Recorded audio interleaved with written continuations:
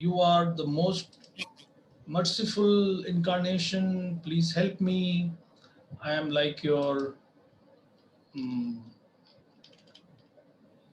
what did he exactly say? I am an unhappy soul. I am like your maternal uncle. So, this particular person was an elderly person, and Chaitanya Mahaprabhu has taken sannyas. So, he took sannyas at the age of 24. So, this could be, uh, or maybe before sannyas also, we don't really know. But Mahaprabhu should not be more than 21, 22 years old. So he should be about 45, 50, something like that.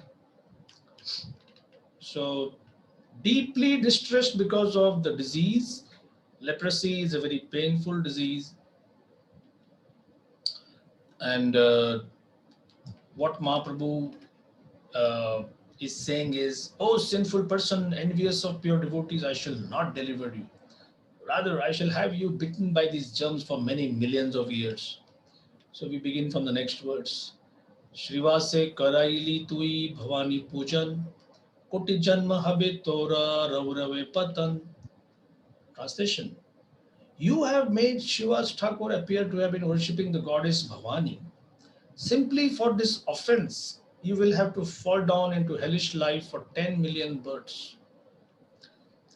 Now, this is the explanation that mostly Western Indologists, any Columbia or Harvard book on India, Indian religion, all these so-called experts, they're just carrying the baggage of centuries of trying to understand, do Hindus worship many gods or one god, many manifestations? They worship snakes, rats, trees, boars, peacocks. What exactly do you mean by Hinduism? Is Hinduism like a mixed bag of so many things? What to speak of outsiders? Even in India, people don't have that clear understanding. So that is one spectrum. And the opposite end of the spectrum is when you say Krishna is supreme, and Krishna spoke this in the Bhagavad Gita, and Krishna is this, Krishna is that. And they say, oh, how narrow-minded. Why, why bring this kind of material consideration in spiritual affairs? So it boils down to the fact that you need a guru, you need a spiritual master to guide you. In the early days, New York Bowery, someone would come and say, Swami, what do you think of the Tibetan Book of the Dead? And Prabhupada had a formula, by the way, and he would use it throughout. The moment you would say, what about St. Augustine? What about St. Teresa of Avila? What about St. Francis? What about Swami so and so Ananda? And Pat comes Prabhupada's question, what is his philosophy? And many times that person would not know beans about that person's philosophy. So what about the Buddha?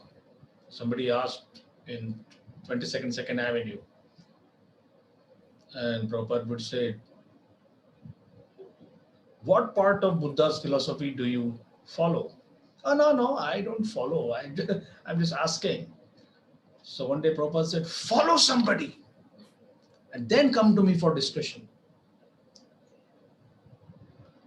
In today's language, many people would just like to do window shopping. You know what window shopping means? You're just milling around the mall, looking at something. Oh, I may borrow this, I may buy this, I may buy that, I may buy this. You really don't need that. Don't you know how it is to be utilized? So philosophy cannot be either armchair philosophy, where you don't practice, or you just do window shopping. Now you can't imagine. All kinds of people came to Prabhupada. One day, one person had a very nice discussion, and then Prabhupada offered him a sweet ball, a Gulab Jamun. that is milk cheese, which is uh, boiled in sugar syrup, and it's a very famous delicacy all over India, Gulab Jamun. And this man took it and he liked it. It's very sweet. In fact, it is kind of spiked with sugar. So after that discussion, he said, "Actually, can I have one more?" And Prabhupada said, "Yes, why not?" He said, "I take rum every evening and I would like to have this with it." So Prabhupada looked at his disciples and they were like, "Wow." So how many people were fortunate to come to Prabhupada, but then they had their own conditionings, and Prabhupada would deal with them in such a gentlemanly manner. In fact, one Australian celebrity, he asked Prabhupada about human activities, and the discussion came to spiritual life, and kind of Prabhupada talked about first class human activities which are meant towards self realization. Second class, third class are just maintenance, trade, commerce. And fourth class is where you don't have any desire to understand the importance of the human birth. And Prabhupada said fourth class activities are just bordering on animal life: eat, sleep, mate, and defend. Now, he was just an ordinary run of the mill celebrity, he could not be expected to understand everything. But at the end, he said, "Oh, Swamiji, I took at least an hour of your time. It's late. I need to go." And Prabhupada was so gracious. He said, "Oh, please come again." And then he added, "I need to go back to continue my fourth class activities." And after he left, Prabhupada said, "Look, we may not have convinced him about the importance of taking up Krishna consciousness. At least he has come to the understanding that what he is doing is fourth class. Previously, with all the education and knowledge of the world, nothing would tell him that what you are doing is a fourth class activity."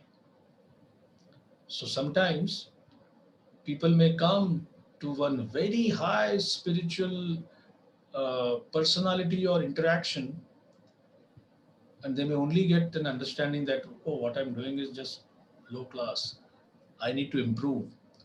And this desire, I need to improve, Krishna notices it, and then the next encounter you come little bit higher, little bit higher, little bit higher.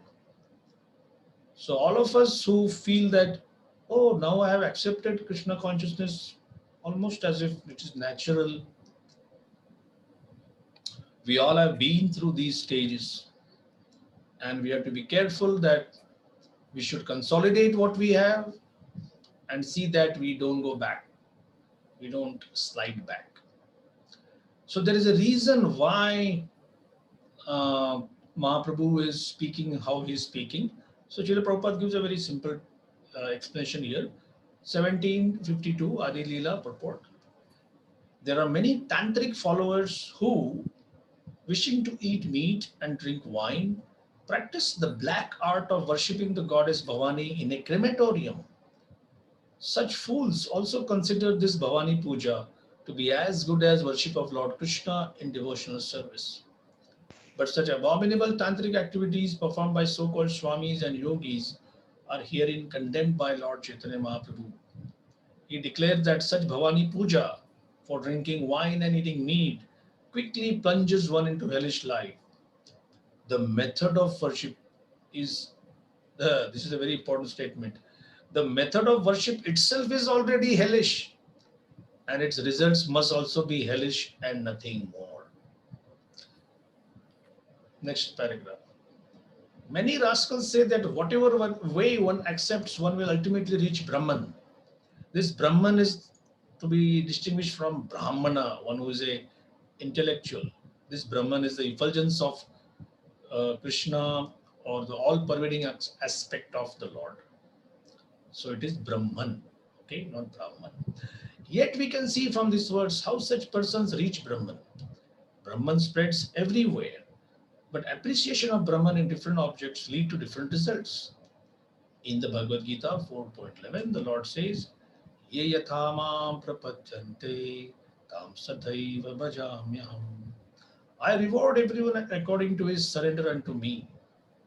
Mayavadis certainly realize Brahman in certain aspects, but realization of Brahman in the aspects of wine, women, and meat is not the same realization of Brahman that devotees achieve by chanting, dancing, and eating prasadam.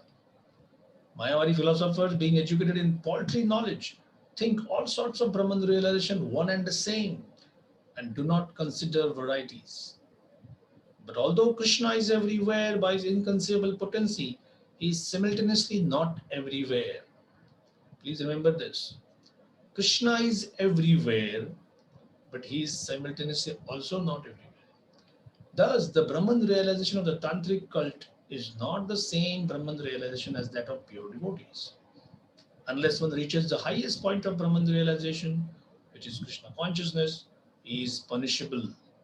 All people except Krishna conscious devotees are to some proportion pashandis or demons, and thus they are punishable by the Supreme Lord, the personality of Godhead, as stated below.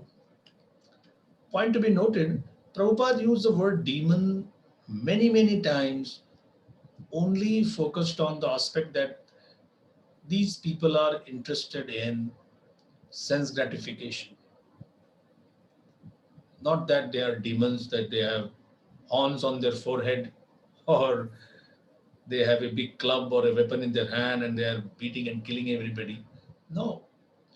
Even if your life is focused on eat, sleep, and be merry, for tomorrow we die, that also is considered demoniac. So, demon as a word has a very mild understanding, and then it may also go to like ice 0 degrees and boiling point 100 degrees centigrade. So, demon word sometimes in a very mild sense is somebody is interested in sense gratification. Oh, that is demoniac life. But when somebody is trying to kill Krishna's devotees, Hiranyakashipu, or somebody is blaspheming devotees, or somebody is saying there is no Krishna, like Shishupal, personally attacking Krishna. So attacking Krishna, attacking Krishna's devotees, that's like the boiling point of the definition. Any points to be discussed on this paragraph?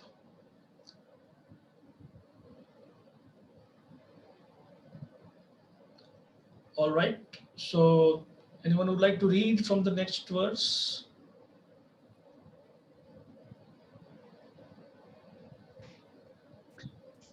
I can read, Prabhuji. Yes, Prabhu, carry on. Text 53. Pasandi samharite morai avatar. Pasandi samhari bhakti karimu prachar. Translation. I have appeared in this incarnation to kill the demons, Pashandis, and after killing them, to preach the cult of devotional service. Purport.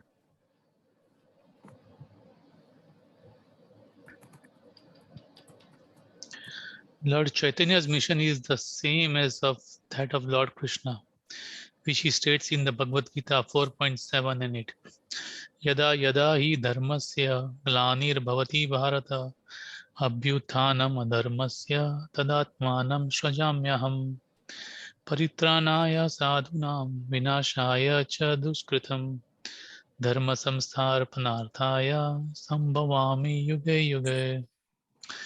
Whenever and wherever there is a decline in religious practice, O descendant of Bharat, and a predominant rise of irreligion, at that time I descend myself, in order to deliver the pious and to annihilate the miscreant, as well as to re-establish the principles of religion.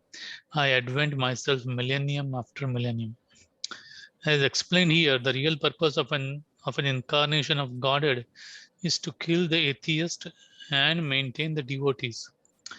He does not say, like so many rascals incarnations, that atheists and devotees are on the same platform.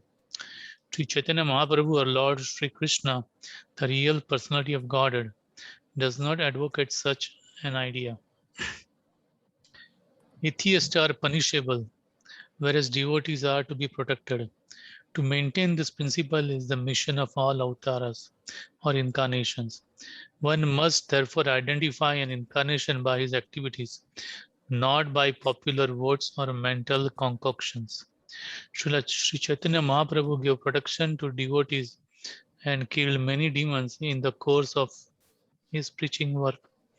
He specifically mentioned that the Mayavadi philosophers are the greatest demons. Therefore, he warned all others not to hear the Mayavadi philosophy. Mayavadi Bhasya Sunile Hai Sarvanash. Simply by hearing the Mayavadi interpretation of the Sastras, one is doomed. Chaitanya Charitamrta Madhya 6.169.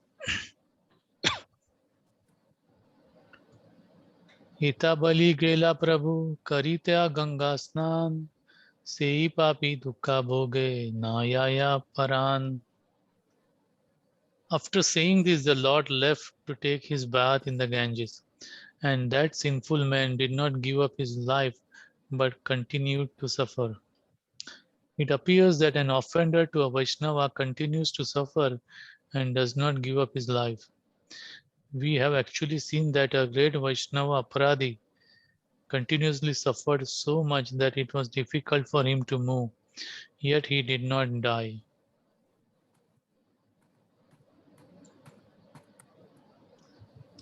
संन्यासा करिया यबे प्रभु नीलाचले गेला तथा हाइते यबे कुलिया ग्रामे आइला तबे से ही पापी प्रभुरा लाइला शरण हिता उपदेश कैला हाइया करुणा. When Sri Chaitanya, after accepting the renounced order of life, went to Jagannath Puri and then came back to the village of Kulia, upon his return, that sinful man took shelter at the Lord's lotus feet. The Lord, being merciful to him, gave him instruction for his benefit. Purport.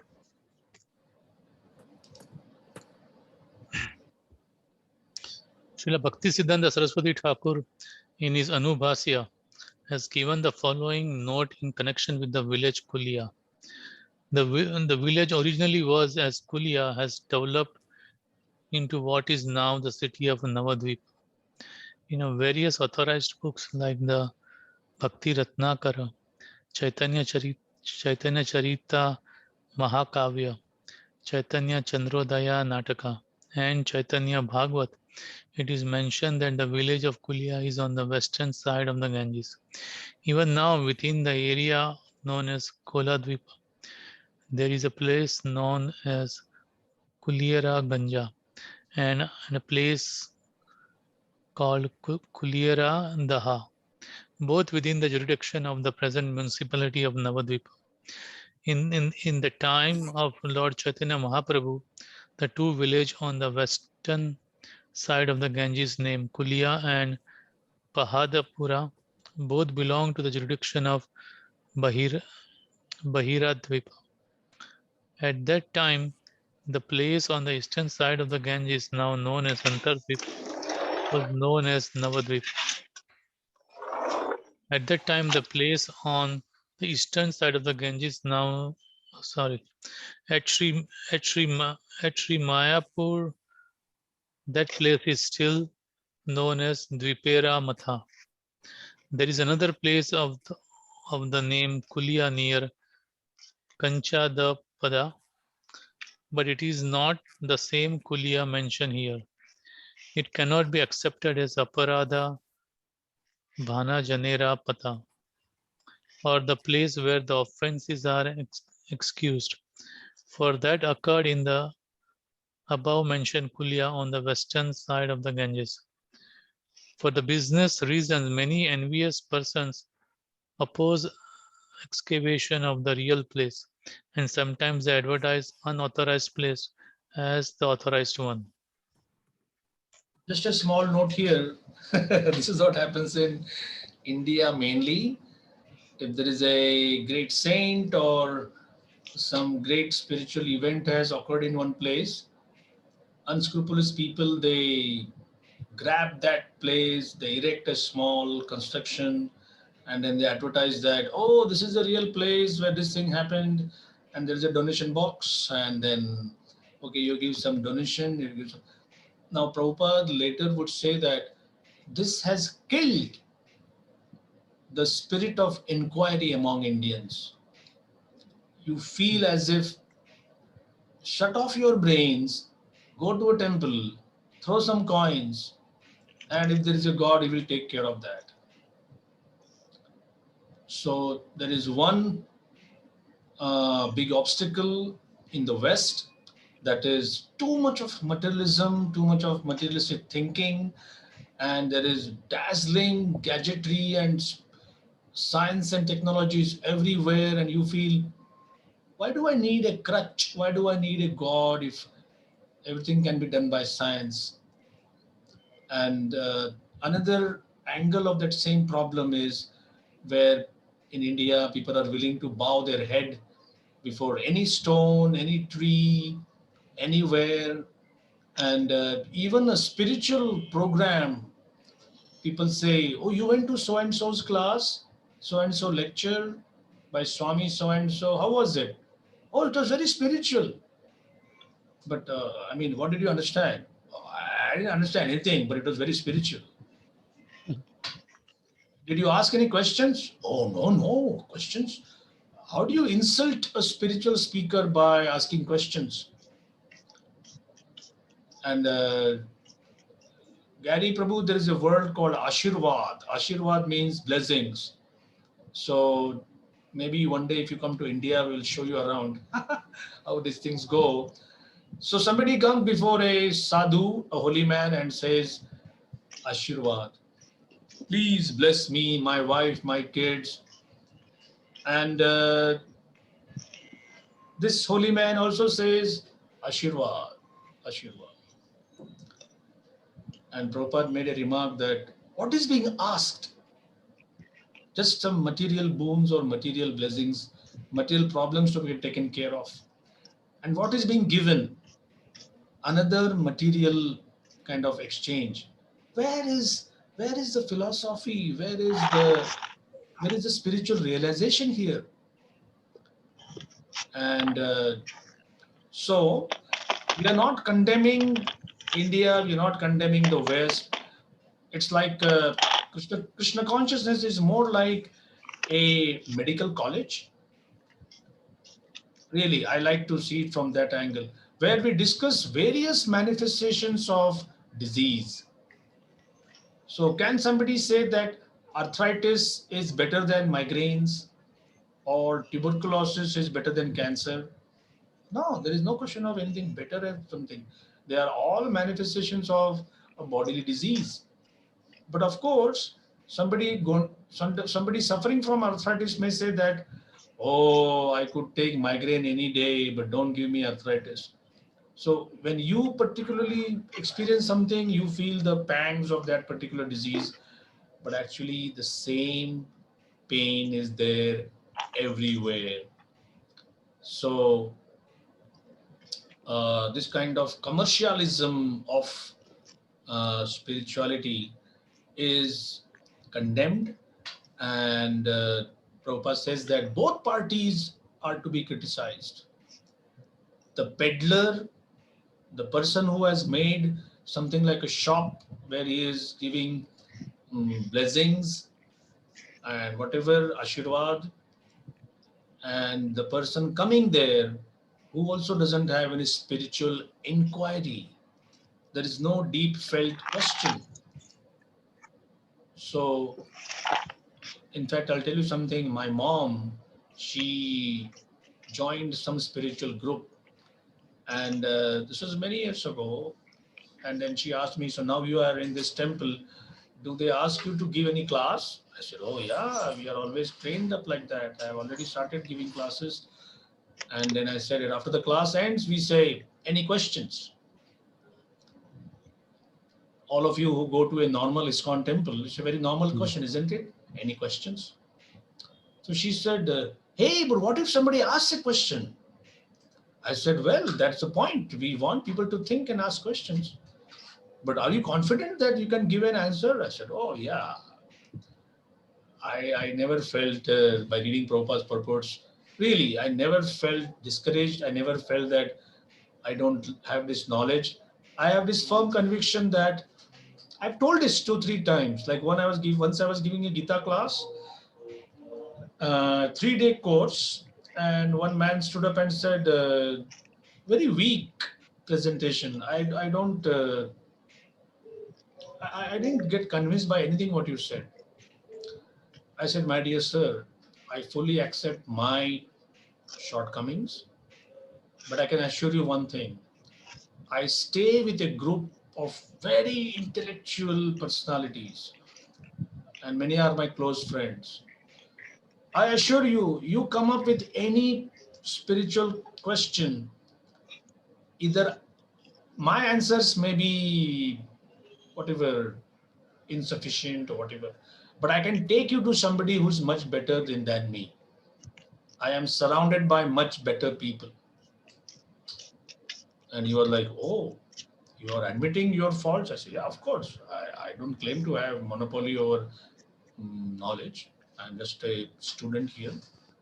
So the funny thing which my mother revealed was in their group, let us say I'm supposed to talk about Bhagavad Gita chapter 1, text 1.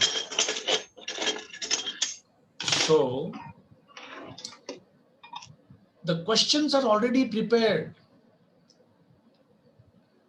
Like if I see 9 windows in front of me in a Zoom class, so maybe I will say that, okay, next Wednesday, I'm going to speak on Bhagavad Gita chapter 1, text 1. And Radhika Rati, you have to ask me, who is Arjun? And then I'll give the answer. And then Anand Balle Prabhu, you have to ask me, so why did he come to fight? And then I'll give the answer. And then Shri Mataji, you have to ask me, but why Krishna came in that battlefield? So these 3 prepared questions and their prepared answers. So I give the class and then I say, any questions anyone like to ask? So you say, Prabhu, I have a question. So these 3 questions are asked. I give answers. I say, okay, end of class. Before a new person can actually ask a question which I am not prepared for. So I said, really, you do it like that? He said, of course. What if a new person just asks some question from nowhere, and what if it stumps the speaker? I was so amazed that look at the confidence Prabhupada's purports give even to a new reader like us. Like we are reading it for the last 10, 15, 20 years or so. But look at the confidence, look at the way Prabhupada has presented. Simply deep, marvelous. And these purports were dictated. What time was it when Prabhupada would write these or dictate these purports? Between 1:30 and 3:30 every morning. Because throughout the day, Prabhupada would be busy with managing his society, thousands of disciples, complaints and news and health issues.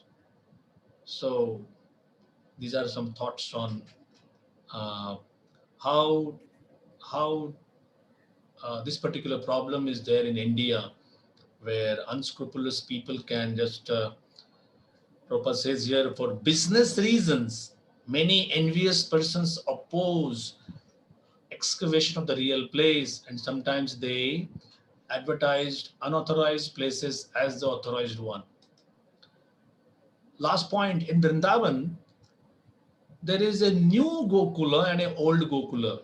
Can you believe it? And why is the new Gokula? Because 3, 4 places are all there in one spot. So the tourists from Delhi, Agra, they won't bother going all around, and they feel that, oh, here is Nanda Maharaj's palace, here Krishna killed Putana, And here the Krishna was tied to the mortar, and all these things happen here. So quite convenient, right? Why should you wander all over? Better you can utilize that time drinking some lassi or having some modern junk food in Vrindavan. Not to be too critical, but so therefore, even while touring places of pilgrimage, better to go with a guide.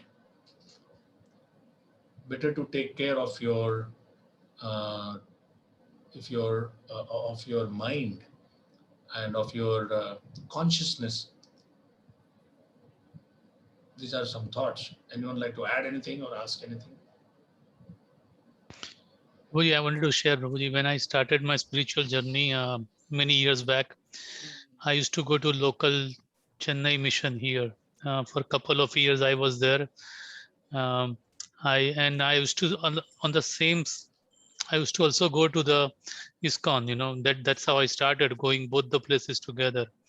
And I had so many questions when I went there, and when I never got answers. There is in their format, the leader comes and gives the class, but there is no question answer session. And when I come to ISKCON, when I was to go to ISKCON, and I had a question answer session all the time. So it made a really good impact in understanding our scriptures more. So just want to share that. Thank you, thank you, thank you for sharing this. Please continue. Sure. श्रीवासा पंडितेरा स्थाने आछे अपराध तथा यह तेनो यादि करे न प्रसाद तबे तोरा हबे पापा विमोचना यदि पुनः इच्छे नहीं करा अर्चना. You have committed an offense at the lotus feet of Srivas Thakur. The Lord said, first you must go there and beg for his mercy. And then if he gives you his blessings and you do not commit such sins again, you will be freed from these reactions. Text 59. Tabe vipralaila asi Srivasaran tanhara kripaya haile papa vimochan. Then the Brahmana Gopal Chapala went to Srivas Thakur and took shelter of his lotus feet. And by Srivas Thakur's mercy, he was freed from all sinful reactions. Okay, small point to be inserted here. Why can't the Lord forgive? The Lord is meant for forgiving. The Lord is an ocean of forgiveness. So Krishna has the potency, the power. Krishna knows you are sincerely praying for forgiveness. So this is a question for all of you. Why Mahaprabhu did not forgive Gopal Chapa? Because he offended his, he offended a devotee. So No, so if you offend a devotee, hell with the devotee. You go to the Lord and give him some offering, you read something, give some donation, say sorry, sorry, sorry, and that's it. he will take offense for himself, but not for his devotees. He will stand for his devotees. Yes, that is the secret. Chaitanya Bhagavad says, if a thorn goes in your foot, can you massage your shoulder and take it out? No. I'll repeat once again that a thorn has gone in your foot and you can't massage your shoulder. The thorn is not there, the thorn is in the foot. So if you have offended a particular devotee, and you may say, oh, I don't like her, I'll beg offense from my Guru Maharaj. I'll beg forgiveness, or I'll say sorry to someone else. No. Krishna Bhakti entails or insists that One should always feel that offenses are being committed unknowingly, right? It is just like hygiene, like in a COVID ward, coronavirus ward. The doctors and nurses, they're always kind of presuming that maybe I should take some extra precaution, extra precaution. So that's the story with uh, Vaishnava offenses. And worst cases where you know that somebody has it has been pointed out that what you said has offended this person, and you may say, oh, no big deal, he's not a big devotee at all.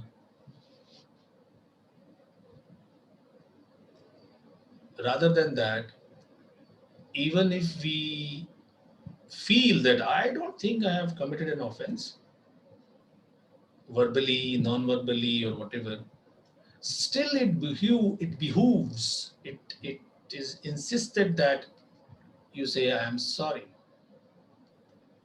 Now, what if you say, oh, I don't feel like I have committed anything, so why should I say sorry? Why should I beg forgiveness? Or why should I do that?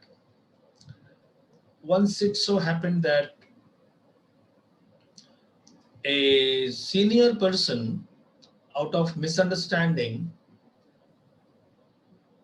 between two devotees, he told one of them, you are at fault. And he was thinking, oh, I don't think so. So he went before Radhanath Maharaj, and Maharaj said, so what do you want to do? He said, I want to clear up this misunderstanding. I don't want it to linger any further. It is kind of damaging our atmosphere here. So Maharaj said, so can you just say sorry? Because that's what this person wants. He said, oh, all right. But in his heart, he was thinking, hey, look at this. I didn't do anything, and now I can't reason, I can't argue. The opposite party is a very senior person. But then I am being told to say sorry. So then Maharaj not just comforted him, told that in any quarrel, disagreement between two Vaishnavas, two devotees,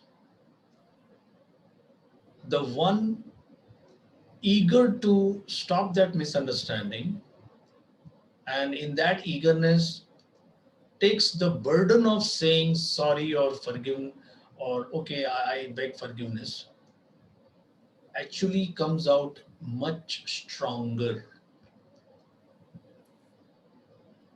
than he or she was before. I'll repeat once again. Of course, there has to be some consideration of time, place, and circumstances. But mostly in this age, things happen just because of sheer social pressure or the speed at which we do things. Especially our Krishna conscious activities involve arranging so many events. Oh, you will do this, you will do that, and he will come here, he will pass on this thing. So this parcel will come here. Okay, for cooking, for cleaning, for dancing, for music, for arranging a festival, it is quite possible that things could be misunderstood. Oh, I was thinking I was supposed to sing, but somebody just came and started singing. So that's not a big insult or something. Oh, I just came so prepared and I thought it is my turn to speak. Like it happens with me. I say that, am I supposed to give class? Oh, they didn't tell you, they already have some other speaker. So, all right. So, because we are having so many activities, the chances of misunderstandings are great. And what should a person with common sense do? Assume that there will be some misunderstandings here and there. And if you really want to emerge stronger, Maharaj's formula is forgiveness doesn't begin when somebody comes and asks for it. Forgiveness begins the moment you realize that something has happened, you have been sidelined, you were not invited, your name was not taken, or whatever which may hurt you internally, especially your ego could be hurt. Any thoughts on this? This is our last point for discussion for today.